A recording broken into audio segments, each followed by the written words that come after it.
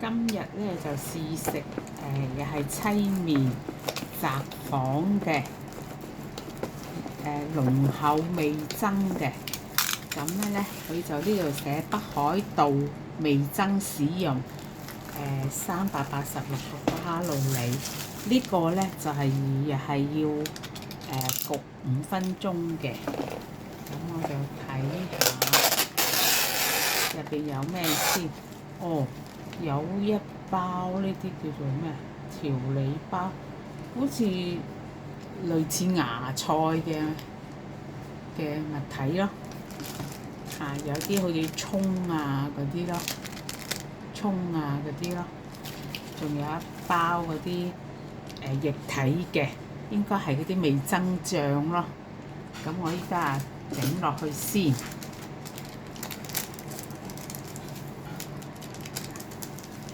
呢個係芽菜嘅，呢個係第一次見嘅。呢個好類似係芽菜，嗰個係葱嘅，有啲水。幾得意喎！今次上2次試食嗰啲咧，就係會有一塊好似肉咁嘅嘢嘅，今次就冇。今次就係芽菜嘅。咁樣咧，呢包咧液體嘅，我都今次落晒落去咯。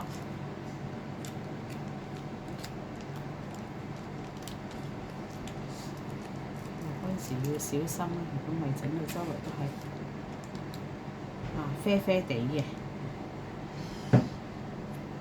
好香喎！整起就落咗落去嗰啲調味包係好香嘅，同前2次唔同咯。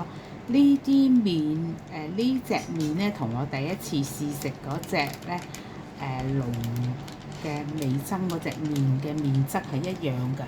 所以要淥耐少少嘅，所以要淥5分鐘嘅。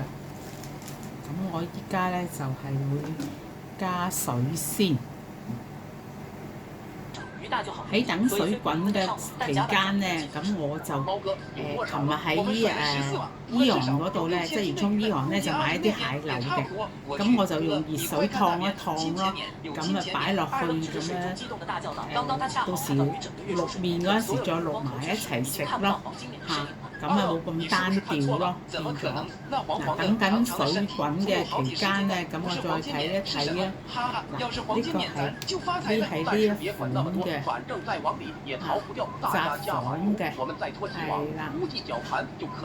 小峰說着，又一次接過老貓剛躲好的 power， 這一會估計就只有他還能幹得到。又是近2小時的作業，小峰這邊至少又收穫了1萬多斤。想來大哥那邊收拾沒少不了貨。從下午開始，咁可以加自己心儀嘅咯。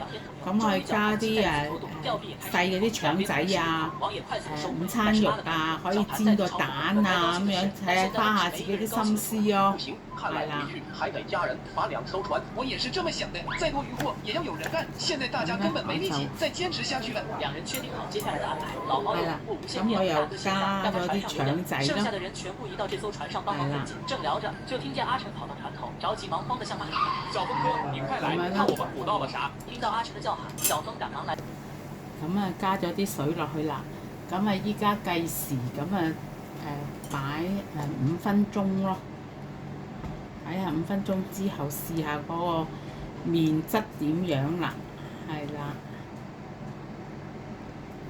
咁焗夠咗5分鐘咧，咁試下攪拌下睇下點樣啦。因為呢一隻咧同上次嗰隻都係相似嘅，啲麵咧就比較硬啦。如果中意食腍麵嘅咧，我諗要淥耐少少啊。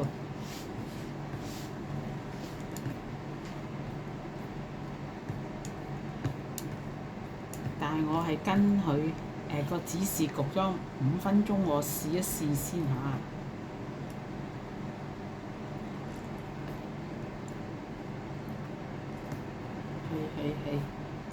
係呢啲麵質咧係比較如果中意食即係有口感嘅就啱咯。我試少少試下先。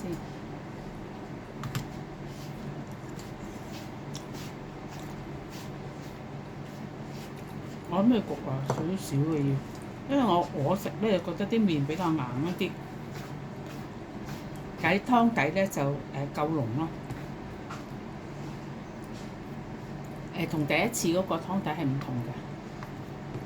佢雖然都係味噌，但係佢係即係嗰個好似係博多定係點樣嘅？呢個係北海道嘅，汪汪嘅肺嘅。咁我一陣間再焗耐少少先。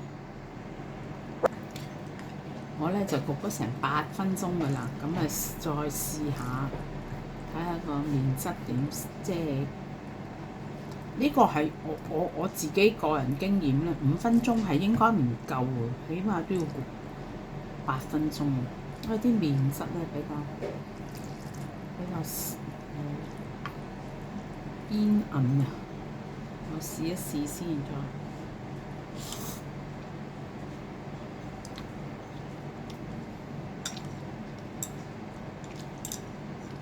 佢啲麵質咧係相對，如果啲人中意食爽嘅就係呢隻好食咯。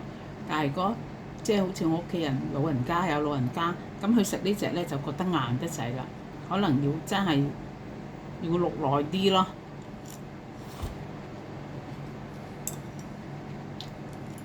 但係湯底係好唔錯。